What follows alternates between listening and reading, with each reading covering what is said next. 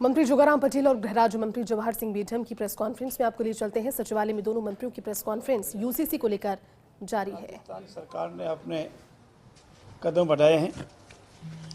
हमारे संविधान के भाग 4 में और आर्टिकल 44 में directive principles of state policy का वर्णन है।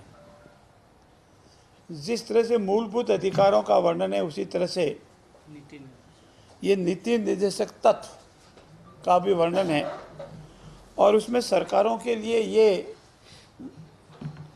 नियम बनाए गए हैं, अपेक्षा की गई सरकारों से कि वो समस्त नागरिकों के लिए अपने प्रदेश और देश में एक समान सिविल संहिता का गठन करे, निर्माण करे, बनावे और उसका इम्प्लीमेंटेशन भी हो। और इसी के तहत राजस्थान सरकार ने भी यूनिफॉर्म सिविल कोड, जिसका नाम राजस्थान यूनिफॉर्म सिविल कोड दिया है, समान नागरिक संहिता, राजस्थान समान नागरिक संहिता बनाने की ओर बढ़े हैं। इसका तात्पर्य यह है कि देश और प्रदेश में रहने वाले सभी नागरिकों के लिए एक समान कानून होना चाहिए, क्योंकि प्रदेश और देश में विभिन्न धर्मावलियों के लोग, जातियों के लोग, संप्रदाय के लोग रहते हैं और अपने अपने अलग अलग कानून हैं। चाहे वो विवाह या तलाक से संबंधित है, चाहे वो उत्तराधिकार से संबंधित है, चाहे वो संपत्ति को धारण करने से संबंधित है, चाहे वो गोद लेने या देने से संबंधित है, और अनेक व्यक्तिगत मत मतांतर भी है। उन सब के स्थान पर एक समान नागरिक संहिता का कानून लाया जावे और उसके बाद चाहे हिंदू कोड बिल हो, चाहे मुस्लिम पर्सनल लॉ हो, उनका पालन नहीं होकर के वो समाप्त हो जाएंगे और उसके स्थान पर राजस्थान नागरिक समान कानून जो लागू हो जाएगा, यूसीसी लागू हो जाएगा। और ये अलग अलग व्यक्तिगत कानून जो हैं वो संबंधित हो जाएंगे और पूरे देश और प्रदेश में, देश में बनाने से देश में, अभी हमारे प्रदेश की बात कर रहे हैं, हमारे प्रदेश में एक समान नागरिक संहिता कानून लागू हो जाएगा। इसके पीछे जैसा मैंने अभी बताया कि आर्टिकल 44 में जो हमारा दायित्व दिया गया, सरकारों का दायित्व दिया गया, उसकी पालना है। और साथ ही साथ ये जो हमारा डीपीएसपी है, डायरेक्टिव प्रिंसिपल्स ऑफ लॉ या नीति निर्देशक तत्व, ये संवैधानिक बाध्यता का पालन करना भी सरकारों का दायित्व है। और उसी में पूरे भारत में नागरिकों के लिए एक समान नागरिक संहिता सुनिश्चित करने का प्रयास करने के लिए दायित्व बनाया गया है। इसमें लैंगिक समानता भी है। इसकी जो विशेषताएं रहेगी, एक समान नागरिक कानून होने के साथ ही जेंडर इक्वलिटी का प्रोविजन भी इसमें होगा। इसका मुख्य सुधार अलग अलग जो पर्सनल लॉ है, माता बहनों के लिए, महिलाओं के लिए, और भेदभाव कर पुरुषों के समान। जैसे मैं उदाहरण के लिए दूं, एक कानून में ये कानून है कि पुरुष का हक महिला से डबल होगा। ये मुस्लिम लॉ में लॉ है कि पुरुष का हक महिला से डबल होगा, समान नागरिक, बहन भाई, पति पत्नी, उसमें ये कानून है। तो ऐसे कानून अनेक पर्सनल लॉ है, वो समाप्त हो जाएंगे। और जैसे नए प्रावधान हो जाएगा, विवाह का पंजीकरण करना, तलाक का पंजीकरण करना, बहुविवाह पद्धति है उसको समाप्त करना, उस पर रोक लगाना, लिव इन रिलेशनशिप अनिवार्य रजिस्ट्रेशन कराना, पैतृक संपत्ति में बेटा बेटी का समान अधिकार होना, उत्तराधिकार में समान अधिकार होना, इन सब के लिए हमारी सरकार पूरा प्रयास कर रही है। और इसके लिए राजस्थान सरकार नागरिक संहिता कानून बनाने हेतु एक विशेषज्ञों की कमेटी का गठन किया है। उसमें माननीय न्यायमूर्ति श्रीमती रंजना प्रकाश देसाई सेवानिवृत्त उच्चतम न्यायालय की न्यायाधिपति रही है, वो हमारी इस कमेटी की अध्यक्ष रहेगी। श्री शत्रुघ्न सिंह सेवानिवृत्त IAS है, सीनियर है, मामलों में एक्सपर्ट है, वो इसके मेंबर हैं। बसंत सिंह जी सभा अतिरिक्त महाधिवक्ता महोदय है, वो इसके सदस्य है। राम स्वरूप जी अग्रवाल रिटायर्ड सेवानिवृत्त प्राचार्य है, वो इसके सदस्य हैं। और एक ज्योति चौहान इसकी सदस्य है और अतिरिक्त मुख्य सचिव गृह विभाग का है, वो इसका सेक्रेटरी रहेंगे। ये एक कमेटी है और इस कमेटी का गठन विधिवत पूर्व में ही किया जा चुका है और उनसे अपेक्षा की गई कि बहुत जल्दी से जल्दी इस कानून पर सभी तरह का मंथन कर ये राजस्थान समान नागरिक संहिता बना करके पेश करें। और हमने ये भी उनसे आग्रह किया है कि इस संबंध में देश के विभिन्न राज्यों में कानून बने हैं, जिसमें उत्तराखंड में सबसे पहला कानून बना और देवभूमि में इस यूजीसी को लागू भी कर दिया गया है। दूसरा मार्च 26 में गुजरात में बना और मई 26 में असम में भी कानून बन गया है। और असम वाला कानून अभी माननीय महामहिम की स्वीकृति उस पर मिलनी बाकी है, बाकी में सभी कानून लागू हो गया है। इसमें विशेषता हमारे ये भी रहेगा कि जो हमारी शेड्यूल्ड ट्राइब्स एरिया है और उनके जो व्यक्तिगत रीति रिवाज है उनको इसमें सेव किया जाएगा, ताकि इन नए कानूनों से स्थानीय जनजातियों को जो उनकी अनूठी संस्कृति है, परंपराएं हैं, रिवाज है, वो संवैधानिक अधिकारों के तहत उसको संरक्षण मिलेगा। इससे एग्जम्प्ट रखा जाएगा, इससे बाहर रखा जाएगा। ये मोटे मोटे तौर पर इस कानून में है। इस कानून की खासियत ये भी रहेगी, इसमें सभी वर्गों का जानकारी ली जाएगी, सहमति ली जाएगी। इतना ही नहीं है, आप लोगों ने अगर कभी पढ़ा हो, देखा हो, तो हमारे हिंदुस्तान के एक भाग में ये पहले से ही लागू था। जब हमारा गोवा जो पुर्तगाल के अधीन था, तो गोवा में ये कानून पहले से ही लागू था और गोवा सिविल कोड के नाम से जाना जाता था, जो 1867 में आया था। और गोवा जब हिंदुस्तान का हिस्सा बन गया तो भी गोवा में ये कानून उसी तरह लागू रहा। और हमारे सरकार ने ये 14 अप्रैल 2026 को निर्णय ले लिया था कि हमें राजस्थान यूनिफॉर्म सिविल कोड बनाना है और उसके प्रारूप के लिए कमेटी, जैसा मैंने आपसे जिक्र किया, बनाई है। और ये कमेटी के अध्यक्ष में निवेदन किया गया, जल्दी बनाएगी। इसकी वेबसाइट ही होगी, कमेटी की यानी बैठक भी होगी और उसके उपरांत ये हमारे राजस्थान का the Rajasthan uniform civil code 2026 लाया जाएगा और विधिवत विधानसभा में पहले हमारी मंत्रिमंडल में आएगा, फिर विधानसभा में जाएगा, पारित होगा और कानूनी अनिवार्यताएं जिसकी है वो मिलने के बाद राजस्थान में लागू होगा। मित्रों, ये समय की मांग है और ये एक नागरिक के लिए, एक ह्यूमन्स के लिए जरूरी भी है। रहा होगा किसी ज़माने में किसी कारणों से अलग अलग कानून होंगे, लेकिन अब समान नागरिक संहिता एक समय और देश की आवश्यकता है। इससे देश में एकरूपता रहती है, भाईचारा रहता है, हर नागरिक अपने आप को एक समान मानता है, देश प्रेम बढ़ता है, इसीलिए ज़रूरी है। और यही हमारे सामने अब मैं आपसे निवेदन करना था। मैं मेरे साथी मंत्रिपरिषद के साथी वरिष्ठ आदरणीय जवाहर जी मैडम साहब से अनुरोध करूंगा, वो भी अपनी बात इस राजस्थान यूनिफॉर्म सिविल कोड के संबंध में आपके समक्ष रखें।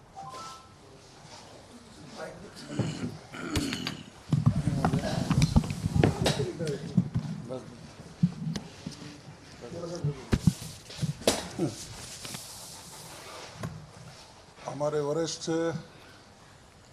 कैबिनेट मंत्री आदरणीय जोगाराम जी पटेल साहब ने आप सभी पत्रकार साथियों को विस्तृत रूप से इस यूनिफॉर्म सिविल कोड के संबंध में जानकारी दी है। मैं ये समझ सकता हूँ कि भारत में अब विभिन्न राज्यों ने इसको जब लागू किया तो राजस्थान में भी इसको लागू करने की बहुत बड़ी आवश्यकता महसूस हुई और वो इसलिए हुई कि एक तरफ हम लैंगिक समानता की बात करते हैं, महिला अधिकारों की बात करते हैं, और दूसरी तरफ विभिन्न धर्मों में महिलाओं के और पुरुषों के संबंध में अलग अलग तरीके के कानून बनाए हुए हैं, जिससे एक और महिलाओं के अधिकारों का हनन और देश में जो कानून प्रतिपादित हैं उनके संबंध में अलग तरीके की व्यवस्थाएं, तो जगह जगह सामाजिक असंतुलन और प्रश्न खड़े हो रहे थे कि आखिर भारत एक देश है, और भारत एक देश है तो उसमें एक ही कानून की पालना होनी चाहिए। अब ये पूर्व की जब सरकारें रही तो किसी ने चिंतन नहीं किया, मनन नहीं किया, लेकिन जब आवश्यकता महसूस हुई और देश में और प्रदेश में राष्ट्रवादी सरकारें, उनको जब मौका मिला तो निश्चित रूप से भारत में जन्म लेने वाला प्रत्येक व्यक्ति हो, महिला हो या पुरुष हो, उनको समान नागरिक संहिता लागू हो, जिससे सभी वर्गों, सभी धर्मों और सभी लोगों को एक कानून मिलेगा तो एक जैसी सुविधाएं, व्यवस्थाएं, उनके अधिकार सुनिश्चित होंगे। तो मैं तो प्रदेश के मुख्यमंत्री जी का आभार व्यक्त करूंगा कि उन्होंने ये निर्णय लिया और राजस्थान जैसे प्रदेश में समान नागरिक संहिता यूसीसी राजस्थान के लिए लागू हो, इसके लिए विधेयक बनाने के लिए एक कमेटी का गठन किया है, जिसका उल्लेख माननीय जोगाराम जी पटेल साहब ने आपके सामने किया है। मैं समझ सकता हूं कि ये यूसीसी राजस्थान में लागू होने के बाद एक नई दशा और दिशा प्रदेश को मिलेगी। उस कानून के लागू होने के बाद सभी लोग एक कानून, एक प्रदेश, एक देश के तहत अपनी व्यवस्थाओं को, अपनी कार्यविधियों को और अपने जीवन को सुचारू रूप से संचालित कर पाएंगे। मेरी ओर से पुनः बधाई और शुभकामनाएं माननीय मुख्यमंत्री जी को। सर, ये कमेटी का गठन अप्रैल 2026 में हो चुका है। हम अपेक्षा करेंगे कमेटी के जल्दी से जल्दी वो ये कानून बनाकर लाएं, और वो जब भी लाएंगे तभी पेश करने की आवश्यकता होगी। अभी हम इतना जल्दी नहीं कह सकते उनको कितना समय लगता है। दूसरे कानूनों का अध्ययन करेंगे, अनेक लोगों से, आप जैसे एक्सपर्ट से सलाह मशविरा करेंगे और सभी को स्वीकार्य हो, सभी के लिए हित साधने वाला हो, सभी का हित सुरक्षित हो, ऐसा बढ़िया कानून राजस्थान में आएगा। ये इसका कोई टाइम बाउंड नहीं दिया कमेटी का कि इतने महीने में रिपोर्ट देनी है? टाइम बाउंड नहीं है, लेकिन हमने अपेक्षा की कि जल्दी से जल्दी इसको जाए। हमारी भी है कि हम कोशिश करें कि इसी वर्ष में ये आ जाए, ऐसा हम कोशिश करें। क्या विपक्ष से भी इस बारे में चर्चा की जाएगी? देखिए, इसमें पक्ष विपक्ष, कानून बनाते पक्ष विपक्ष नहीं है, सभी से चर्चा की जाएगी और ये निर्णय कमेटी का होगा। मंत्री जी, अप्रैल 2026 में कमेटी का गठन हो गया, अब तक के काम की कोई प्रोग्रेस पता लगी क्या? और अभी इस कमेटी को बात करने के लिए यूसीसी ला रहे हैं, इसके लिए अभी जरूरत क्या पड़ी? अभी कमेटी का गठन मई में हुआ है, 6-5 जो भी तारीख है उसका फर्क हो सकता है। कमेटी अपनी कार्रवाई कर रही है, बैठक भी कर रही है, कल ही कमेटी की बैठक है, बैठक कर रही है और अपना कार्रवाई उन्होंने प्रारंभ कर दी है। आपसे पहले नहीं आ जाना चाहिए था देश में ये? हैं? मतलब प्रदेश में आपसे पहले नहीं आ जाना चाहिए था कि यूसीसी? क्या बहुत देर नहीं हुई है? प्रदेश में अनेक सरकारें रही है, पूर्ववर्ती सरकारों ने ऐसा नहीं किया और अब हमने आए हैं, जैसा हमारे साथी ने बताया, राष्ट्रविरोधी सरकार आई है तो उन्होंने कार्रवाई प्रारंभ कर दी। कानून बनाने में अनेक चीज़ें होती है, समय तो जरूर लगता है, लेकिन कानून युगों युगों तक रहता है। ये पटेल साहब, सवाल ये है मेरा कि अभी तक जो कानून जो भी लाए जाते हैं तो जन भावनाओं को हित में रखते हुए लाए जाते हैं। ऐसा नहीं लगता कि जन भावनाओं को हित में न रखते हुए अपने से खाली सत्ता की ओर से? ये आपका आरोप गलत है। जन भावना को ध्यान में रखते हुए ही ऐसा किया जा रहा है, सभी जन भावना को ध्यान में रखा जाएगा। देखिए, यूसीसी मैं समझ सकता हूं कि हर व्यक्ति की मांग है, आवश्यकता है, और राजस्थान में जन्म लेने वाला व्यक्ति या भारत में जन्म लेने वाला व्यक्ति समान नागरिक संहिता, एक जैसा कानून सभी वर्गों, सभी धर्मों, सभी लैंगिक समानता के आधार पर हो, ये तो हर व्यक्ति की डिमांड है। और उसी आधार पर चूंकि संवेदनशील सरकार है, संवेदनशील सरकार ने सही समय पर एक विधेयक का मसौदा बनाने के लिए कमेटी का गठन किया। निश्चित रूप से राजस्थान को ये नया कानून जल्द मिलेगा। आप एक बात कह रहे हो कि एक समान जो कानून है वो लाया जाएगा, दूसरी ओर आप कह रहे हो कि अन्य राज्यों में ये जो लागू हो गया है अध्ययन करवाया जा रहा है, तो क्या राजस्थान इसमें कुछ नया कोई नवाचार करेगा, कोई अपडेट लेके आएगा? देखिए, आप ये समझ सकते हैं कि किसी कानून के बारे में विभिन्न राज्यों का अध्ययन करना एक नॉलेज बढ़ाने के लिए होता है। राजस्थान के परिप्रेक्ष्य में जो अच्छा हो सकेगा, जो क्लॉज, जो विधियाँ, उपविधियाँ, जो नियम, उपनियम, मैं निश्चित रूप से कह सकता हूँ राजस्थान का भला और राजस्थान के नागरिकों का भला जिसमें हो सकता है वो इस मसौदे में शामिल किया। जब कानून ला रहे हैं तो कई समाज विभिन्न पंथ है, उनके कानून टूटेंगे तो विरोध करेंगे, उसके लिए भी कोई रणनीति पहले से तैयार कर रखी है, किस तरह से उस विरोध का सामना करेंगे और आगे? मैं समझ सकता हूँ कि उनमें भी जो समाज के विकास की चिंता करने वाले लोग हैं, उन लोगों ने भी समय समय पर विचार गोष्ठियाँ करके अपने मंचों से इस बात पर चर्चा की है। और मैं ये समझ सकता हूँ कि अच्छे के लिए कोई काम हो रहा हो, सबको समान अधिकार देने के लिए बात हो रही हो, और उसमें कोई व्यक्ति यदि विरोध करे तो कोई मायने नहीं रखता। धन्यवाद। संपत्ति के कानून उसमें होगा या रिचुअल्स हैं शादी विवाह उसमें भी? सब में है, शादी विवाह ही नहीं, यदि लिव इन में भी कोई रहना चाहेगा तो उसके भी रजिस्ट्रेशन आदि की सुविधाएं, इसमें सारी चीज़ें हैं।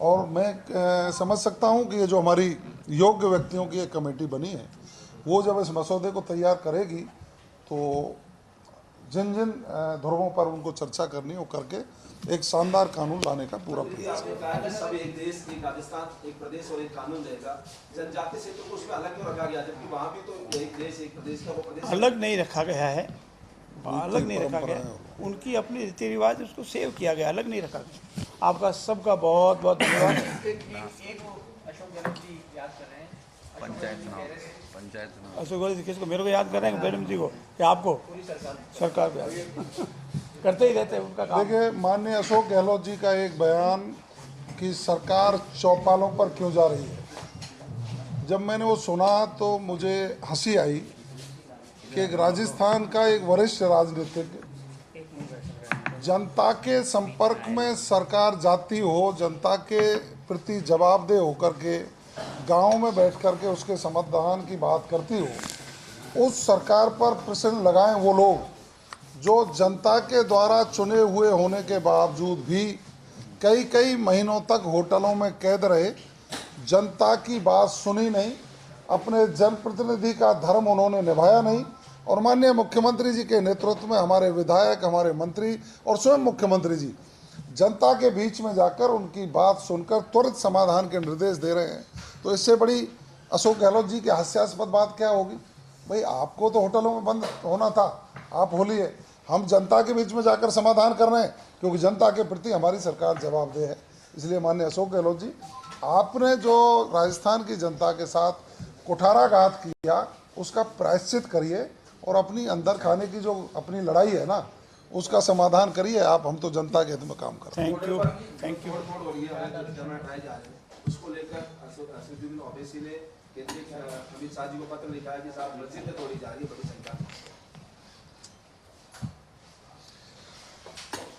अच्छा, मेरा मित्रों आपसे निवेदन है, भारत में बहुत समय पहले कानून बना हुआ है, बॉर्डर एरिया से एक निर्धारित सीमा है, उसके अंदर कंस्ट्रक्शन नहीं हो सकता, और तुष्टीकरण के कारण अगर उस एरिया में जो प्रतिबंधित एरिया उसमें कोई कंस्ट्रक्शन हुआ है तो वो अवैध है, और अवैध कनेक्शन जो भारतीय सुरक्षा के खतरा है उसको हटाना कोई गलत नहीं।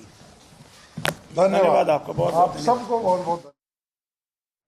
तो देखिए, यूसीसी को लेकर के महत्वपूर्ण प्रेस कॉन्फ्रेंस मंत्री जोगाराम पटेल और मंत्री जवाहर सिंह बेढम मीडिया से मुखातिब होते हुए उन्होंने कहा कि यूसीसी कानून लाने की तरफ राज्य सरकार ने एक और बड़ा कदम बढ़ा दिया है और उन्होंने ये भी कहा कि इसी वर्ष यानी कि साल 2026 में ही पूरी कोशिश रहेगी कमेटी के द्वारा कि राजस्थान भी वो राज्य बने जहां पर समान नागरिक संहिता कानून लागू हो।